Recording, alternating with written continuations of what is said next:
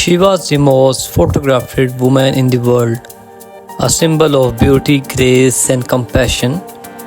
Yet behind that iconic smile was a woman fighting a silent war. She was not born into fairy tales, she was trapped in one. This is the story of Princess, the People Princess, Lady Diana. From her quiet childhood to royal wedding, from heartbreak to her tragic death, and the legacy that still lives on, let's uncover the untold story of Diana Spencer. Diana Spencer was born on July 1, 1961 in Park House. She was the fourth of five children in British family. Even though Diana was born into a nobility, her childhood was far from ideal. At age 7, her parents went through a bitter divorce, a trauma that deeply affected her. She was shy, sensitive, and often sought love and attention, something she would continue to seek even in her royal life. She loved music, dancing, and dreamed of becoming a ballerina. But life had other plans. She was not a top student, but she was kind, playful, and well linked.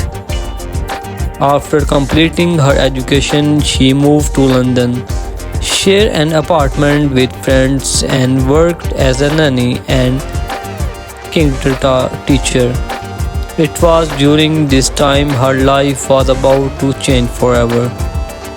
In 1977, 16-year-old Diana met Prince Charles, the heir to British throne, during a family visit. At that time, Charles was dating her sister Sarah. But there was something about Diana that stayed with him. 3 years later, Charles began courting Diana. In February 1981, their engagement was announced to the world. When asked if they were in love, Diana replied, "Of course." Charles added, "Whatever in love means." On July 29, 1981, the fairy tale began. The wedding was watched by over 750 million people around the world. I mean, 750 million people around the world. Diana was only 20 years old. She wore a 25-foot train, a millions cheered, and she became the Princess of Wales. But what the world did not know was that cracks had already begun to form. Adapting to royal life was overwhelming. The media hounded her every move. The palace expected her to behave a certain way, to be silent, obedient, and perfect. Diana began to suffer from anxiety and bulimia. She felt trapped, lonely, and emotionally. Behind closed doors, her marriage with Prince William was falling apart.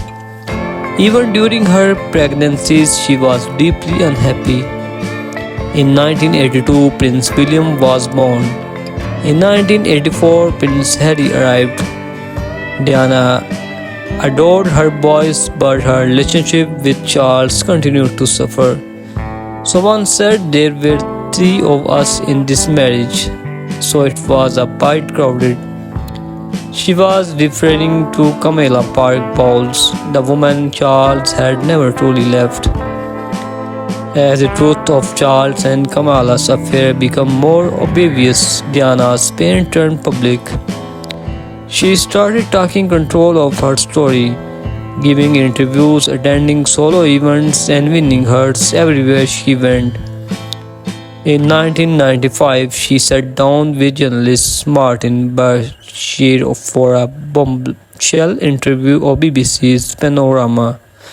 Millions watched as Diana spoke openly about her marriage, her struggles, and her heartbreak.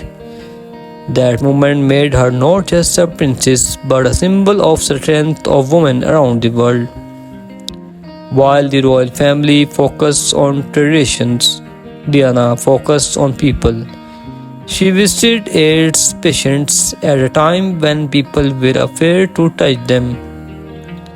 She hugged sick children, walked through minefields in Angola, and brought attention to issues the royal never had dared spark of. Her compassion was raw, real, and revolutionary. The world saw her as a modern day saint. They called her the People Princess. She changed the very idea of what it meant to be royal. In 1996, Charles and Diana officially divorced. She lost her title of Her Royal Highness but gained something more powerful, her freedom. She focused more on humanitarian work, charity, and spent more time with William and Harry. She also began a relationship with Rudy Al Fayed, son of Egyptian billionaire Muhammad Al Fayed. Desperate trying to live a private life, the paparazzi never let her go. On August 31, 1997, Diana and Dodi were in Paris. As they felt the Ritz Hotel late at night, paparazzi cashed their car through the streets. Inside the pond, the Alamatun, the speeding car crashed. Dodi and the driver died instantly. Diana was critically injured. She passed away a few hours later. She was just 36. The world stopped. People cried in streets. Over 1 million boutiques were placed outside Kingdom Palace. Over 1 million buckets were placed outside Kingston Palace. Her funeral was watched by 2.5 billion people. Elton John sang and written version of Candle in the Wind. My beautiful viewers and all my subscribers, I hope you enjoy this video. So my beautiful viewers, if you enjoy this video, please share this video with your family and friends. So many questions the consultants of Diana's death. Why was the car speeding? Why were not they wearing seat belts? Was it just an car accident or something more? Rudy's father claimed it was a royal conspiracy to stop Diana from marrying a Muslim. Official investigations ruled it an accident case by a drunk truck driver, but doubts still remain. To this day, many believe we will never know the truth. Diana's legacy lives on through her sons, Prince William and Prince Harry. They have continued her humanitarian work, often speaking of their mother's love and pain. Countless films, documentaries, and books continue to honor her life. She redefined what it means to be royal, showing that vulnerability is not weakness but strength. She made her world kinder even for a moment. Lady Diana was not just a princess, she was a rebel with a heart. A mother who gave everything for her children, a woman who dared to speak the truth. Her story is not just a royal tale, it's a human one, and a truth she left too soon. The candle still burns in the wine.